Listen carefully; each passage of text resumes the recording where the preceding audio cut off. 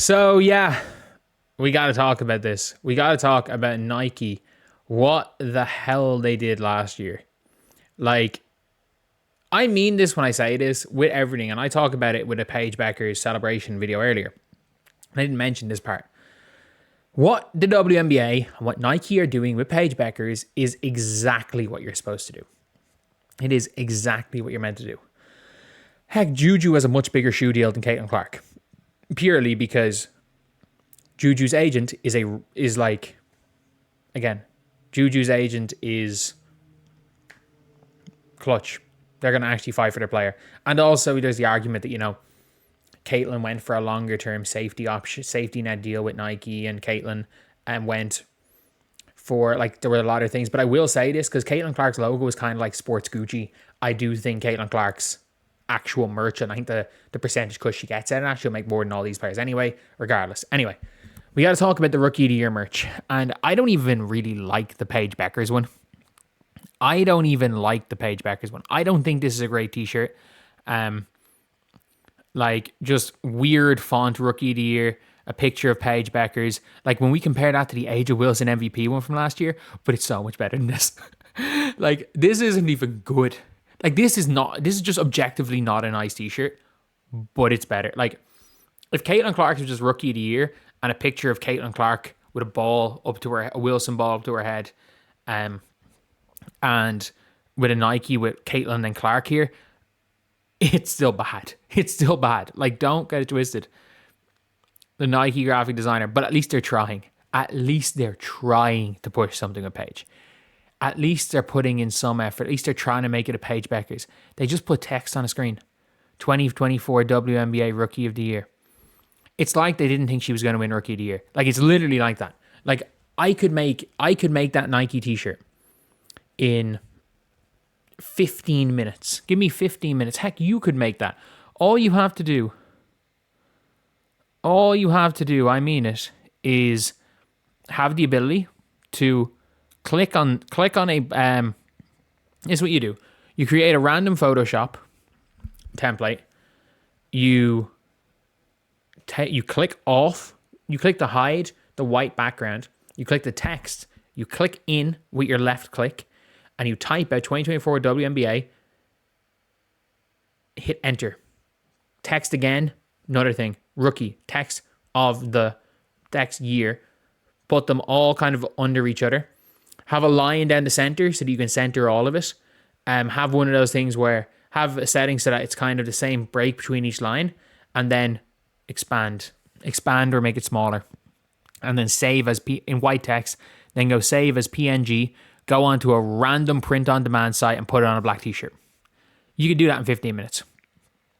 Like, I can make a 2025 WNBA Rookie of the Year t-shirt. Just say 2025 for Paige Bueckers. The Nike one for Caitlin Clark, without the Nike logo, obviously. In 15 minutes. Like, I stand by this one. Like, the old I stand by this. My merch was better than this. My merch is better than this. I mean it. I mean this. My merch was better than this. I had some good ones. Like, I mean this. We had Angel and Demon Caitlin. So we have Angel, Caitlin, Demon on the back. We just have an Angel and Demon Caitlin hoodie. Just normal Demon Caitlin. We had something that maybe looks like a number 8 from the Fever for Fever's Enforcer. That was for Luca, the NBA stuff. And even these WNBA type long sleeve t-shirts for DT. Like, could Nike not do, what the fuck just happened there? Could Nike not do something like that? We have realities here. Who needs defense? It's a pity because this team only plays defense right now. Like, could they not have just done something like anything like this? Like, I genuinely think there was more effort put into my merch than this. And I'm not a multi-billion-dollar business. Nike was throwing was the CC shirt, but Paige doesn't have any records broken on the back of the shirt like Caitlin does. I will say Paige did break a quite impressive record. I have to admit, the most points scored in a game by a rookie is actually a really impressive record. Say what you want about some of the stuff, but like, that's really impressive. That's so impressive. Like we can't we can't understate just how impressive that is. That is so impressive. That's so bloody impressive. But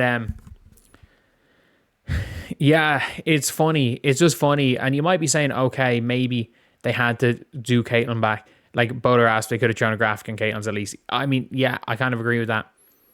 But like, this isn't okay. Last year, the idea of not giving Caitlin too much time is insane, highly disappointing. It's not a knock on Paige. And like, by the way, again, this is awful. It's pretty clear that Caitlin has been short about every organization has come into contact since she left Iowa, WNBA, Nike, the Olympics, even the Fever to some degree, even though they largely cleaned up their act. It's not a complaint. The reality is why. I think the answer's pretty easy. They didn't think it was going to be her. They didn't want it to be her. They were surprised it was her. They didn't believe it was her. They largely still don't believe it's her. They want it to be someone else, no matter how much they try. It's Caitlin. Caitlin's her. That is basically it. Because the problem is that all these organizations, whether it be the WNBA, whether it be Nike, hiring people for women's basketball, and this is the difference between the fans Caitlin brought in, because what Caitlin has brought in is Caitlin's brought in basketball fans, not women's basketball fans, who are going to question. People are like, UConn's the best. People are going to question why they didn't win a national championship for 9 years, and to win a national championship, they needed a super senior. Like, I understand teams had super seniors. South Carolina didn't. No, they didn't. South Carolina didn't have. Ooh, Tina Paupau, they actually did. They'd won, but they needed a superstar super senior.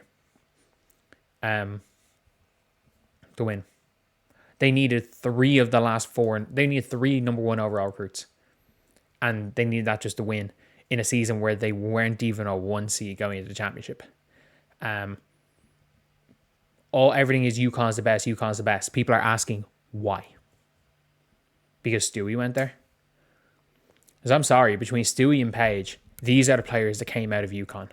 2020 draft, Crystal Dangerfield. Albeit rookie of the year. 2021, oh no. 2022, I don't have a fucking clue. 2023, Lou Lopez Seneschal went in the lottery because she went to UConn. And like, look, I rate Lou highly.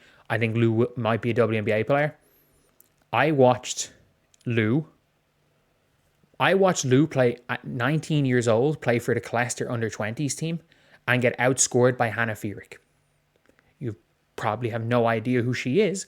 Why would you know who she is? Absolute baller, but never even played in the top tier in Irish basketball. Stopped playing basketball seriously at 19, like 6 weeks later, probably 6 weeks later than that when they lost in the Under-20s National Cup, and is currently just working away in Australia. She got drafted 5th because of a season at UConn after 4 years in Fairfield. Why? I don't know. I actually don't know. Like, again, Lou, pretty good, was good at UConn. Why she was 5th, I haven't a fucking clue. She got drafted over Jordan Horson just because she went to UConn. And Dorky Uhas in 2023. Aaliyah Edwards had absolutely no right going 6th in 2024. Nika Mule had no right being drafted in 2024. And she goes early 2nd round. Like, it's just a given if you go to UConn. You know what? It's actually good as an Irishman. I hope this BS narrative continues for 4 more years because we got Gandhi at UConn. We have Gandhi Maluma at UConn. I'd love to see an Irish player grew up in Ireland, make the WNBA, and I think she got the potential to be that level player. But it's that thing where it's kind of a given if you go to UConn, you're going to get drafted. So yeah, hopefully. Anyway, yeah, it's a weird situation, but that's basically it. Everything in the WNBA, the Fever front office, all the WNBA people, they didn't believe it was Caitlin because they never thought it was going to be Caitlin. It wasn't supposed to be Caitlin. Caitlin did what they didn't expect. And the problem is the Fever organization have hired a bunch of people that I don't think believe in Caitlin Clark. I think they believe they can mold Caitlin Clark into a poor man's Paige Bueckers and it might help their team win rings and, you know, people will come for the hype. I think they believe in the marketing of Caitlin Clark. I don't think Kelly Krauskopf or Stephanie White believe in the player of Caitlin Clark. I don't think Kathy Engleworth believes in the player of Caitlin Clark. I don't think a large percentage of coaches in the WNBA believe in the player of Caitlin Clark. I believe Becky Hammond believe. You can tell when a team believes in the player of Caitlin Clark by how they guard them.